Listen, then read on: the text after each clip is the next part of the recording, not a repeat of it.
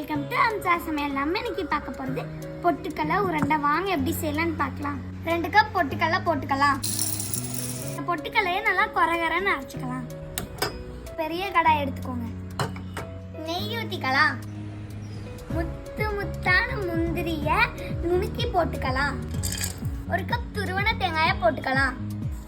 நல்லா வணக்கிக்கலாம். அரைச்சி வச்ச பொட்டுக்கடலையில இந்த தேங்காவை சேர்த்திக்கலாம்.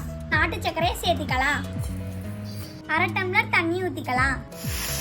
கொஞ்சமாக வாசனைக்கு ஏலக்காய் போட்டுக்கலாம்.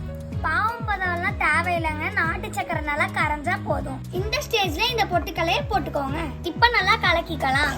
அச்சு என்ன இவ்வளோ அழகா வந்திருக்கு. அவ்வளோதாங்க, ஸ்டவ்வை ஆஃப் பண்ணிக்கலாம். இந்த மாதிரி சின்ன சின்ன உருண்டையா பிடிச்சிக்கோங்க.